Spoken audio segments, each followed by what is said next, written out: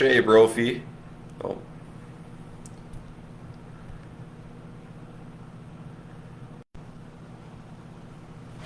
good morning, everyone. I am Shay Brophy. As you may have seen yesterday, I posted that I was going to be starting this new venture where I'm just going to try to engage in conversation. The most simple form of human interaction, a conversation. It's where ideas are born, it's where motivation is bred. I think that's something that the world could use a lot more of. It's just simple conversation. And the goal from these conversations we're going to have with people who have enjoyed various levels of success in their different fields.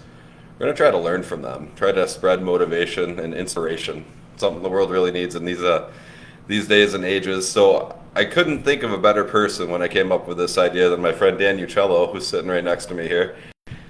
He's my first victim with this idea. He agreed to come on here and talk about just some different things that he's been through, who he is, and what he's done to get to where he is in the field that he's in today. So, Dan, first I want to say thank you for joining me today. For You sure. took a risk in doing this because, like I said, you're the first one. So we'll see how it goes. But thanks again for joining me for a conversation. Yeah, for sure. No, I appreciate it. I feel like over the years we've been the first in many things together, right?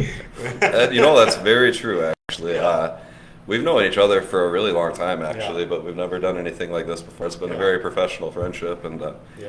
yeah, so I'm excited to have the conversation with you because I do think that you've done very well in your field, and I'm excited to try to learn from you some of your practices, your ideas, your different motivations. Absolutely. So go ahead and just introduce yourself to start. I mean, Yeah. Obviously, you're Dan Uccello, but who is Dan Uccello? Yeah. So, local restaurateur. We own 4 restaurants in West Michigan: Belmont, Rockford, Greenville, and Grand Rapids. It's been a journey for me and my brother. He's my partner in the restaurants. But most of all, I'm a family guy. I love my family. I love my 2 kids. I love my wife. Love spending time with them. I now they're at an age where they're engaged in sports, so I love being there for them. But I also have an addiction, which is entrepreneurship. It's a problem. I can't seem to stop the mind and the brain from working the way that it does, but I'm very thankful for it because some things work out, some things don't, but you learn along the ways. But in a nutshell, that's who I am. I'm a restaurateur at heart. That's how I was born, essentially, in the restaurant business, and I became a real estate investor later, over the last 5-6 years. So, born and raised in the restaurant industry, what's that journey been like for you, and how did you use the different things that you've learned since the beginnings to apply to your restaurant practices today? Yeah, so one of the things maybe that people don't know is that I was born and raised in Sicily, right? And then we moved here when I was 12, and that's how really when I got into the restaurant business. But we had no money. We were as broke as you can imagine. And what I really learned about the process was watching my mom and dad make something out of nothing. They came here with nothing. They bought their first pizzeria, and they were able to build it. But that didn't come easy. It came at a cost as well, which was the family. The time that they sacrificed with me, my brother, and my sister. So that teaches you a ton on what you want to do when you grow up and what you also don't want to do. Yeah, absolutely. Right? So those early stages of watching them just hustle and grind 90 hours a week and still be able to take care of the family at home and still be able to cook meals at home and try to have somewhat of a normal life at home. That was it was a lot of learning, throughout that. And my mom spoke the language, but my dad didn't.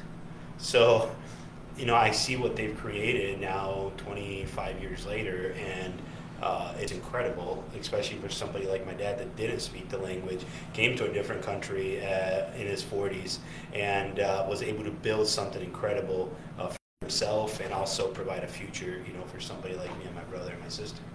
So being in the industry for so long, starting at a young age, when did you kind of know, like, yeah, this is what I really want to do? I don't even think I knew, but people around me did. I was the 12 and 13-year-old kid that would ask dad to bring you to work with him instead of playing, outside with your friends. Maybe a part of that was because I didn't know the English language, so being in the kitchen with my dad maybe was kind of like more comfortable, in a Sure. way. But yeah, I mean, while my cousins, friends, which I didn't have many at the time, um, were all out playing, whether it was a sport or just gathering, after school, I'm in the kitchen with my dad and asking him to go to work with him. So that's kind of how I developed the love and passion for the restaurants, was just through that, and I truly enjoyed it. I think pizza specifically is very, very intriguing to me because you can do so many things with it. It's not just your typical cheese or pepperoni pizza. You can use creativity, you can use entrepreneurship. There's definitely a level of hospitality, obviously, right, into that. So I think I just knew at a very young age, but I didn't really truly know until I started turning like 16, 17 years old.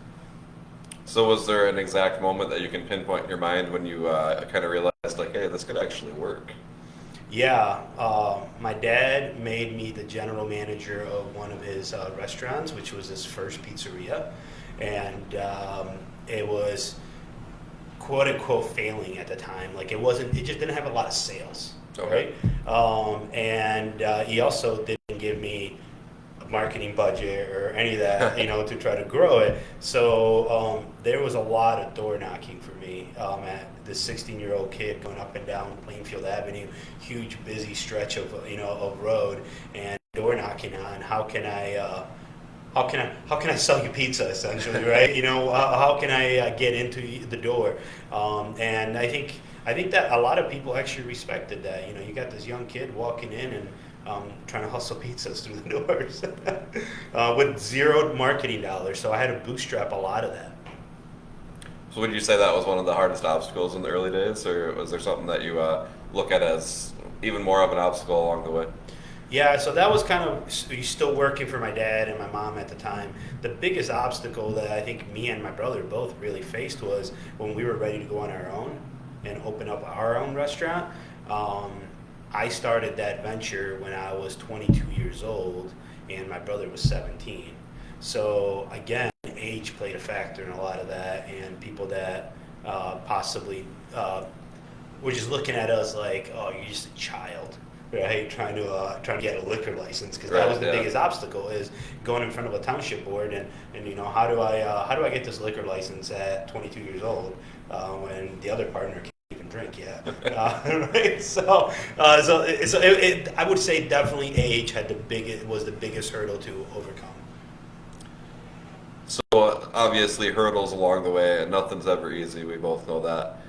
Yeah. Along the way, I'm sure some of the challenges felt like they were insurmountable. Did you ever think about, like, oh, maybe this isn't it? No, I think in a way there's like something wrong with me in that because I don't give up easily. I think most people that know me well personally understand that, and your no to me or a failure even in my own wheelhouse, actually what it does is it sparks fires for me. So my mind works a little bit different than most, maybe, that if people get told no or they fail and they kind of give up. Um, in my mind, it works the complete opposite. I get told no, I am going to work until you tell me yes, and that's just me. So no, I never thought about quitting. Even today, I never think about quitting, even in the hardest days.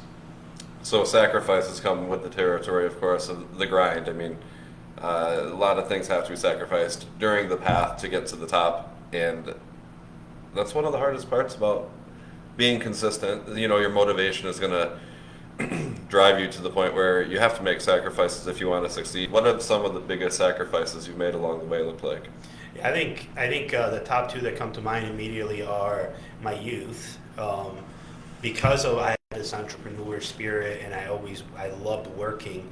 I missed a lot of my youth. I feel like I don't regret it now that I'm going to be 40 this year. Well, that sounds crazy, but I don't regret that. But for example, I only made it to one high school football game, which was my senior year homecoming game. So like I missed that part, Sure. of Friday Night Lights, in high school. Which I'm not upset about because I feel like it built me for the future. And the second one is definitely when I started becoming a parent, is the time that business keeps you away from your loved ones. Right. Specifically, like I remember opening up the flows in Greenville, which we're standing in today, and that same month I had built a brand new house and my daughter was born. Wow. So now I'm counting on my wife to basically handle the whole home thing, move us in while you just gave birth, Yeah. and you got a newborn and a 1-year-old at home. But that's a big part of it too. Is you got to have somebody next to you that truly understands, your goals and your vision and can support them. And my wife has been great at that. That was something else I want to ask you about. Support system is pretty much everything in most aspects of life. You just talked about your wife a little bit. Go ahead and talk about what your support system is like and how are they able to help you so much. Yeah, I mean, today is probably a lot different than when it was 15 years ago. But in my early stages of entrepreneurship and starting the business, it was definitely my wife, right? My brother, my mom, my dad. They're your cheerleaders, right? Like you can do this. Yep. So you piggyback off of that. But we were also very lucky at the beginning to have the communities, honestly, that really believed in us. So that's been, today.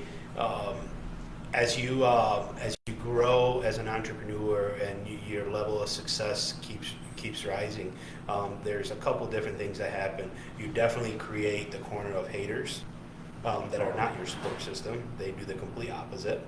But you also then create a community that truly supports you. So you have them both, and you have to learn how to block off the non-supportive community, Yeah. and don't let that get in your head, and really lean on the communities that you do business in, your loved ones. Like my wife still to this day, biggest support that I could ask for, and now it's my kids too, like, right? So Yep. now they're starting to get, they're 9 and 11, so they're starting to get to that age where they cheer us on too, right? And they see what we're doing. So you brought up a word that I wanted to hit at some point here, success. Yeah. That word is it's polarizing. It can mean a lot of different things to a lot of different people. Some people look at life and say, I can pay my bills this week, I'm successful. Other people could say, that orange Lambo in the driveway, that's mine, I'm successful. How do you measure success, and what does the word actually mean to you? Yeah, I think that changes throughout life, to be honest. Before kids, my success was exactly kind of what you just described. Was I want a Lambo in my Sure. driveway, right? So to speak, right? Not that I don't really care about a Lambo, but that kind of success. But as we sit today, the success to me is being able to grow up where my kids want to be with me, even at an older age, and they want to be around me, and have their support and their love, and vice versa. So today, the success word is a lot different than I think it will also be in 10 years for me, or that it was 10 years ago. So I think it changes through the stages of life, and it has for me. I mean, it was hustle, make money, to get to the elite status. Mm-hmm. And then today is, I don't have to work so hard because I did it before Yeah. kids, but now it's, the success to me is being able to make it to my son's soccer game every weekend, being able to bring him to the practices. We're very blessed to be able to have both of my kids in a private school system. So that's today, but I also know that when they grow up and they move on, with their life, I don't know what that's going to bring, whether it's going to be, the success is going to be how much time I can spend with my wife, or if I'm ready to go back and be a hustler, like I was in my Sure. 20s. I think the success in that would be in being able to actually make that decision. So that's pretty awesome. Yeah, that's a good one. I like that. Along the road of success comes location. Obviously, you're in Greenville, like you said. We're at Flows in Greenville right now. Part of the success is being accepted by a community, and obviously, this location here has been here for 9 years. 9 years. Man, I But remember. this year will be 10. I remember the first night you were open. I was Yeah. here actually. Yeah, It was wild. it just doesn't seem like it was that long ago. That's crazy. I don't know. But being accepted by the community is a big part of success. Obviously, a business doesn't succeed without people coming in the door. Yeah. So, what has it been like for you to be accepted into the city of Greenville? And kind of one step before that, even how Greenville? Why Greenville? Yeah, so I lived not too far from here. Our first home was across the street from like Cortland offices, Oh, yeah. the township offices. So we would come here. We would come to Greenville to do our grocery shopping, and one night it was during the Santa parade, and we were in town, and I see the roads blocked off, and I'm like, at the time, me and my wife were very young, and I'm like, let's go check this out. I don't even know what this is. Like, we've never been downtown. We stopped at Meyer, and that was it, right? Yeah. We turned the other way, and we came down here, and it was like organized chaos in a good way. There were so many people. There was a parade going on, and it gave us that sense of community to me that I kind of grew up with, being from Sicily in a small town. But it also fit our model for our restaurants. And I remember literally standing right in the sidewalk in front of our current building, and there was like a sports bar type of restaurant, and then there was a pawn shop. Oh yeah. Yep. Yeah, and they both had for sale signs on them, and that's when I'm like, well, I'm just gonna start calling and see what happens, and that's truly how honestly Greenville, it felt good to come into the town. I lead a lot by my gut feeling too, so it just had a good vibe, good feeling, and that's kind of truthfully how it started before I put the data and the numbers to it. Now here you are, almost 10 years later. I'd say it's safe to say that this has been a successful venture for you so far. What do you think is the difference between a business venture that does succeed and one that ends up failing? Oh, I think a big part of that is the people. I love our people. I love my people that work for us. I can't do it all by myself. I need them. And I think that has a lot to do with it. I mean, we've been blessed that some of our best employees, not just here in Flows and Greenville, but they stemmed from Flows and Greenville, and now I've been able to move into different positions within Flows, whether it's literally the CEO position that runs all of our restaurant, or the human resources position. So I think Greenville just has like this special. This is such a special place for exactly that. It's able to provide that small town feel that really connects with me, and I think I'm able to connect right back with the people of Greenville. So back when you got the whole idea started of coming to Flows, was this your first restaurant? Second. Oh, okay, gotcha. What was the first one? Can you walk us through that? Yeah, that that was Flows in Belmont. Okay, gotcha. Yeah, that's when I opened the doors of that April 29, 2011, and I was 24 years old, and my brother was 19. Got it. Wow. Yeah. So obviously different locations, things are a little bit different in general. What was that like though from the first time? Are you saying the first time or the second? Or here? I'm sorry, that was poorly worded. The first time that you guys took the leap and you actually opened up in Belmont. Whoa, holy smokes, what was the experience like? And what did you learn from it, being that obviously the first time worked, so the second time is in the process of working in Greenville as well? Yeah, honestly, it was me, my wife, and my brother. We were the management team, and we worked 100 plus hours a week each. And we perfected what I would call our craft, and the community of Belmont, Rockford, Comstock, Sparta, Northview, in that direction, really, really supported us. And I mean, Flows in Belmont has been a success since day one. As there have been struggles, of course, especially today in the economy that we're in. But it was a very special moment. I remember like our first Friday night that we sat, like we stood in the corner of one of our restaurants at Flows in Belmont, and the restaurant was packed. And during that first year, I believe it was 2011, if if it wasn't, it was 2012. But the Red Wings were making it to the Stanley Cup. Yes. And we had so many people packed inside that restaurant that we didn't even know what to do with them. We had people literally sitting on the floor watching television, watching the game. So that place has been a success since day one. Big part of it was due to just us just being real, us being just part of the community, welcoming people in like it was our own home and giving them that type of hospitality. Completely off topic. You mentioned the Red Wings in that playoff push that year. I watched a couple of games at Flo's Belmont that year during the playoffs, actually. So just completely random that you would say that. So so Flo's Belmont, Flo's Greenville, and there's other business ventures that you're involved with in as well. What's something that people who look at you and see that you're connected with all these different things, something that they don't see?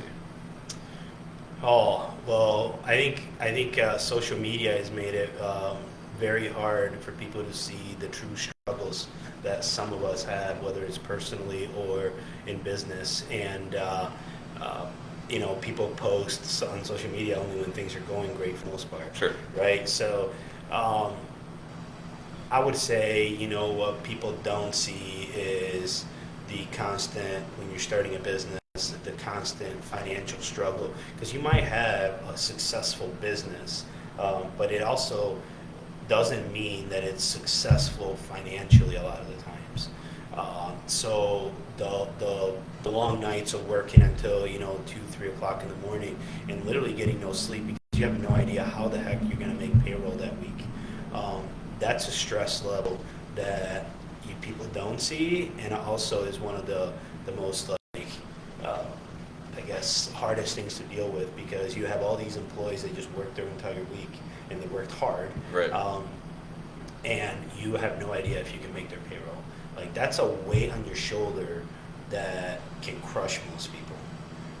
So I would say that has happened throughout our career many times, because again, you may be making money, but then an HVAC system goes out, and that's 15-20 grand. There goes your profit for the month, right? So, people don't see what's behind the scenes, but I can tell you that there's a lot of sleepless nights. There is tears, quite frankly, in a lot of nights, but you don't go out and talk about that kind of stuff. It's we're in a society that we don't want to talk about that, and we should. We really should. We should be talking about. That's why I like this, because we should be talking about what can we learn, and what were our failures, and what were our successes. So that's probably the biggest one, honestly, that I struggled with, because if I can't pay a vendor, I'm struggling, but I can't pay my people, that's heavier. Sure, absolutely. That's the personal connection right there. Obviously, you don't want to fail the people that have been there for you. Yeah. Failure is kind of one of the things that molds success along the way, though. And in my opinion, obviously, if you come right in and you succeed and everything's easy from the very time that you start until late in the game, you don't really get the opportunity to learn anything. Yeah. And learning is very important, obviously. You only learn from failing. What are some of the failures that you've learned the most from along the way? Yeah, that's a great question. One of the biggest things that I learned was actually here in Flo's in Greenville. Although we used the data that we had at the time, I well overbuilt this restaurant. It's bigger than a 9,200 population community can handle. If I had to redo this again, I would make it half the size. Wow. And because if you come in here on a Friday night, we may be on a wait, but truthfully, this room, the sports bar room, is truly what's working. And the other rooms are pretty empty. So when you look back at how much it costs you to build a building like this, and you pay by the square foot, we wasted a lot of money building space that is not necessary. And we were also very confused on the image that we wanted to be honest. Okay. We wanted to be this like higher end restaurant / sports bar, and I realized that you have to choose one. You either be a sports bar or you be a high-end restaurant. Okay, It that makes doesn't. It sense. doesn't really work for both. Today we have a very clear image, and that's to be a sports bar. That is what we're focusing on. So, and we have been for the past, at least 2 years now. So those are the two things, and I learned them here in Greenville. Yeah.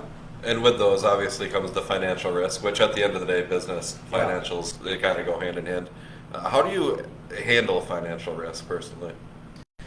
Yeah, that's something that doesn't scare me, and it does a lot of people, and I know that. And it should scare you to a certain level, but I came from nothing. I have no problem going back to nothing, and I don't believe in just sitting there. I believe in just doing something about it.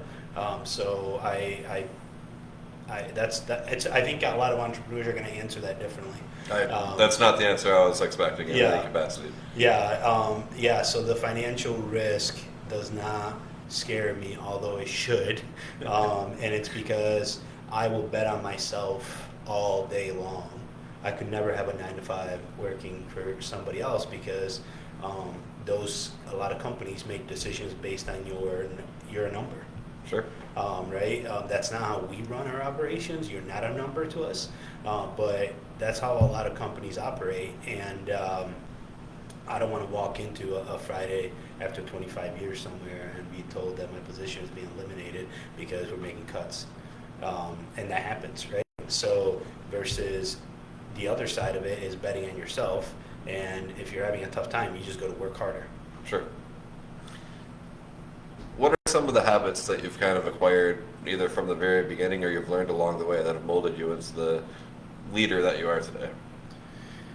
Habits, the biggest thing is just caring for your people. I have this huge sign in my office at home that literally says, work hard and be nice to people. And How simple is that? yeah, and I wasn't always that leader when I first got started. I was very young. I think I had a little bit of a chip on my shoulder in a way. Sure. But that's kind of how I was, and I learned that it doesn't work to lead people that way. So that's probably the biggest thing. What keeps you motivated? Obviously, we've talked plenty about family, and I'm sure that's on the list, but what are some of your biggest motivations when you think about your family that keep you going every day? Yeah, I mean, it's setting an example, honestly, for my kids, Yeah. never to give up, to work hard. We have this thing at home that I tell my kids all the time, nobody cares, work harder. I love that, yeah. And it's true. We get done with a soccer game or a gymnastics, me and my kid try to talk about how the ref or that judge, kind of failed them, and that's maybe why they think they lost a game. And I tell them all the time, like, shut it. You could have done something about it. Like, just go work harder. Because you can't count on other people for your success. You got to drive it yourself. So, all things considered, what does a normal day for you look like as a leader of businesses, a family man? Walk me through what a normal day would look like for you today. Say we weren't sitting here right now. Yeah, so wake up, grab a cup of coffee first, right? Yes, You gotta yes. have the coffee. But a lot of the times, I've built a great team around the restaurant, so I don't really get a ton of calls anymore, to be honest. Carol, which is our CEO, has done a great job with leaving me kind of in the owner box. But wake up and grab some coffee. And I do a lot of work now with our real estate stuff. So I'm a real estate investor. My wife is a realtor. We started a company called Uccello Properties. So a lot of my time is spent towards that. We also developed a company about 2.5 years ago that 99% of people don't know that it's even existing, and it's a hard money lending company. That we lend to real estate investors, and by the end of this year we'll be going more public with it, essentially. Like, we're working on websites and names and logos right now and all of that, so that'll be launched by the end of this year. So I'm putting a lot of focus on that, which kind of, to the entrepreneur that is listening or will listen to this, if you're not obsessed over what you do, honestly, we'll never be successful. And that's how I am. My wife will tell you that. If I start something, I obsess over it to a perfection, point, and I'm there all day, every day, day and night. I mean, since we started, talking about taking this hard money lending company to the next level and more in the public eye. I'm up from 2 to 5 a.m. I would say about 90% of the nights in the past couple months. Just literally, my brain doesn't stop. So from 2 to 5 a.m. usually you can probably find me up. So with that, I mean, obviously, at some point in the process, there's got to be a shut off or just a brain dump or something. How do you unwind? I mean, what a schedule! What always going. Something's working up in the head. What do you do to make that not happen, even for just a few minutes? Yeah, I'll be honest. For me, it's very hard to unwind while I'm here in Michigan. We have a place down in Florida, and a lot of people say why you go to Florida so much. That's exactly why. Because here, if I'm here, I'm in go-go mode. Whether it's not only the business part of it, but it's running the kids to practice at at nighttime, all of that. So for me, it's Florida. That's how I unwind. I'm able to get there. I'm able to truly kind of let go, and I don't have the responsibility of the practices at night or a meeting in the morning. However, my wife will also tell you I'm working the whole time that I'm there still, just in a different capacity where, if I get an email right now, I'm like on it, like I can't let it sit there, right? That's just how my brain works. Like you got to get it done yesterday, whatever it is. Whether I'm in Florida, I'm like, I can go on a walk on the beach right now, and I'll get to this in 10 minutes or 20, whatever it may be, right? So that's my escape. Wow, I think a lot of people could go for some Florida in their lives For right sure. now. I mean, it's getting nicer. Yeah, I don't mind this weather. The sun's out. We were just talking a couple of days ago, a couple of friends at work, about how it's 70 degrees warmer now than it was about 2 months ago. Isn't that When it was wild? like negative 20. Yeah. Yeah. So let's build a little bit more Florida in our That's lives. I right. think everybody could go for that. I know your time's really valuable. I only got a few more things for you here. I will hit you with some rapid fire questions here. What's the best investment you've ever made? And that could be financially, in your people, anything like that. The best investment that you've ever made. So professionally, I would definitely say investing into our real estate portfolio. I believe that everybody should. It doesn't matter what you are doing, and it doesn't matter if you own 1 unit or 100. You should always invest into something that at some point can generate generational wealth. And to me, real estate is that. You purchase a rental property, whether again it's a 1 unit or 100 unit, whatever it may be. I do believe professionally that's been our best investment because it's been able to carry us to where I hope one day to be able to retire and have that income from those properties when my body no longer or brain can no longer do what I currently do every single day. Professionally, and personally, I think it's been what we've done for our kids. Honestly, I think that having them in competitive sports has been a huge investment for our family and developing that mindset of competitiveness and just go-getter attitude. Our school kind of supports that a lot, and they understand that as well. So I would say those are probably my biggest 2 best investments, is investing into my kids for the future, which is their education and their skill levels. And because when you talk about the investment in your kids, it's not so much that my son's going to become a pro soccer player, for example. I hope he does. That'd be great. Right? It'd be yeah. great. But it's more of the coaching that comes along with it, the commitment that comes along with it. It's a team sport. You're there. You got to support your team.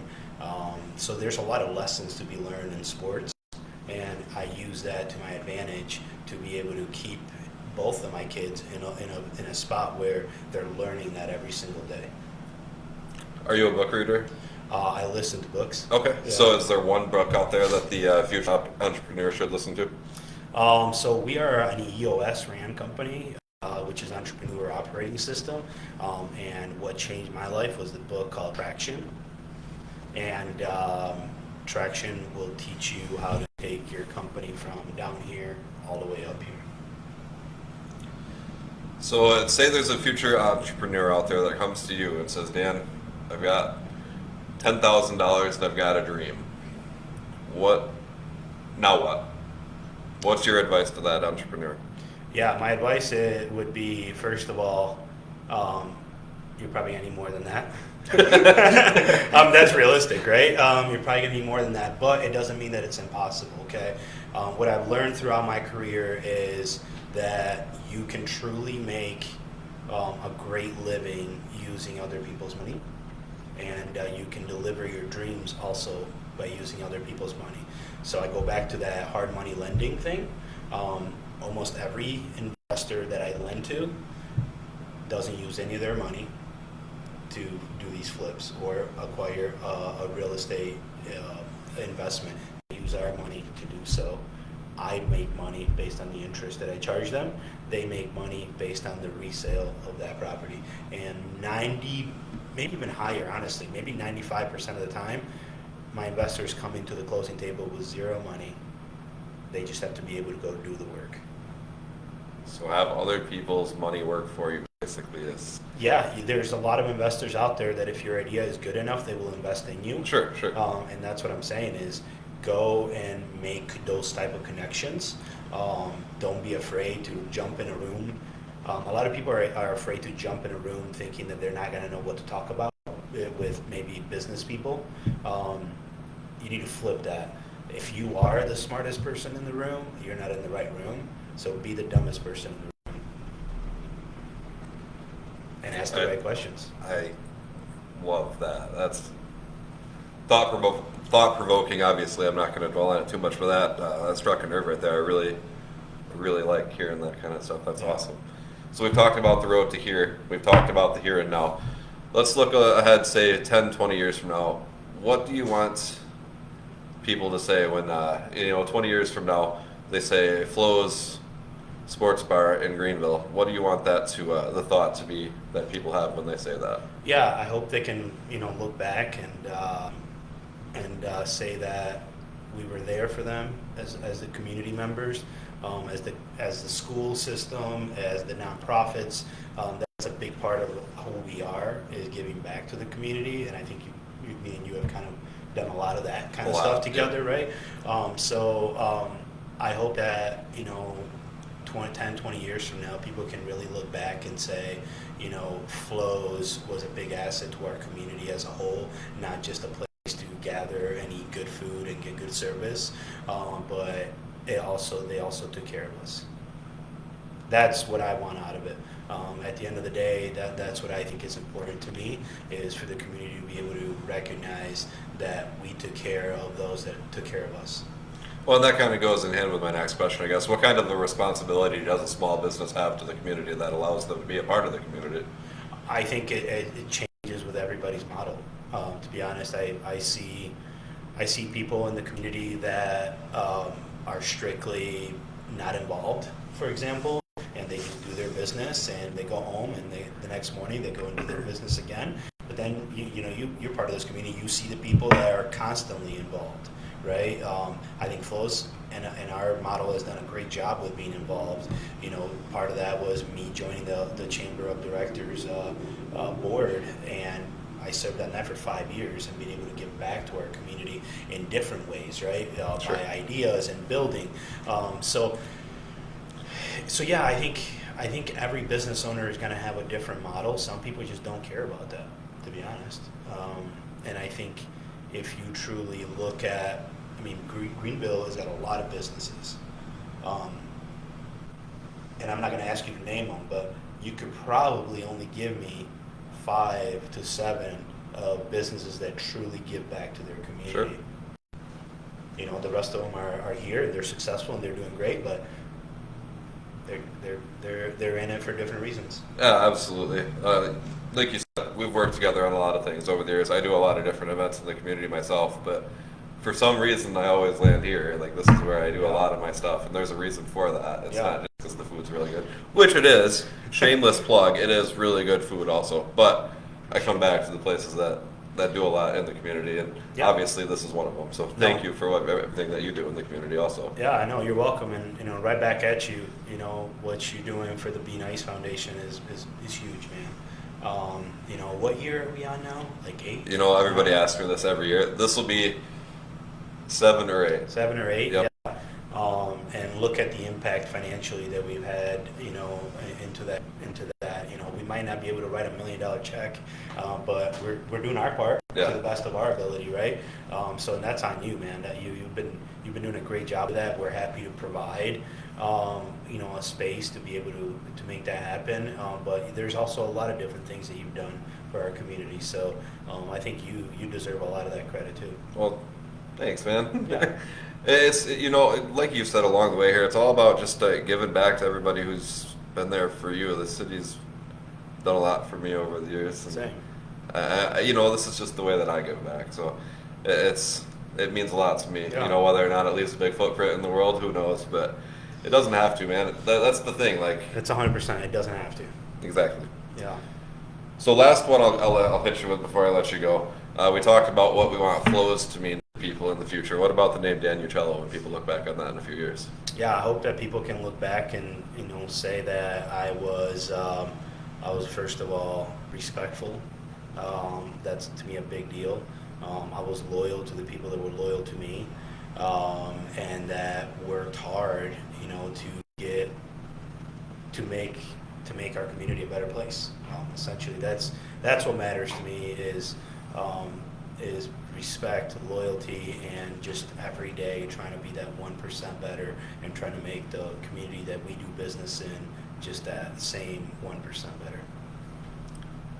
I know I said that would be the last one. I had a big one that I wanted to ask you early in the game, and I completely let it slide. Who are your role models? Obviously, you said you've been in the game for a long time. Who are the people that when you think back to your beginnings, you're like, yeah, that's who I learned the most from, and that's a big part of why I'm where I'm at today? Yeah, I know it's probably gonna sound like an answer that everybody would give you, but it's definitely my mom and dad. Sure. I mean, I look at what my dad has been able to accomplish, and I know I mentioned this, but think about going to a different country, right, and trying to build a multi-million-dollar business without being able to speak the language. Yeah. Think about that, right? So, to me, that is also he's not only my role model, but like there is a ton that fires me up about that, because I kind of have a standard to live off. You know what I mean? On like he got to this point Sure. without knowing the language, right? And he was in the car business in Italy and got into the food business here. So new industry, new country, no language. Sounds easy enough, right? So you look at that and I'm like, if I fail, I screwed up, because I know the industry, Sure. right? I know the language, right? So, yeah, I would have to say, and it might sound cliche or whatever, but it's definitely my mom and dad. They've definitely sacrificed a lot to be able to give their kids a great future here in America. Well, you were the guinea pig. Yeah. I think we made it. It lasted about 45 minutes. I know your time's extremely valuable, so I Yeah. just want to give a personal thank you to you for hanging out with me here for almost an hour just to talk. Yeah, for I sure. hope I love it. from this conversation, anybody who might see this video, I hope that you're able to take something from it, whether it's a motivation, some inspiration, even just maybe a simple smile. It's something the world needs a lot more of these days. This is Dan Uccello. Again, man, thanks for everything that you do in the community. Thank you. I'm going to continue working with you. Obviously, we've got this year's event lined up already, and like we said, it's been 7 or 8 years now. I wish I actually knew the answers. I simply don't. Yeah, that's okay. But Time flies. through those events that we've done here every year, we've raised almost $35,000 for the Mental Health Foundation. it. So, and obviously, you play a role in that. So it's a really big thank you from me as well, because without a place to actually do the stuff, you can't do it. So, Right. yeah, it's been fun, man. Looking forward to a lot more years of working with you on this kind of stuff, and You too, brother. hopefully somewhere down the road we can line up and do this again, because I feel like I love there was it. a lot of good that came out of it. Yeah, absolutely. I hope to see everybody at Flows. Yeah, Flows in Greenville. It's That's where I go all the time, I can tell you that much. Thanks again, everybody, for taking a few minutes to watch this. You can hopefully look forward to seeing a few more of these, whether it's the restaurant industry or any other industry. Whatever it is, we can learn from everybody who's done well in life. We can learn from everybody who's tried, even if it doesn't end up being successful. But really, who's to say what success is? Thanks again, everybody. I'll talk to you soon.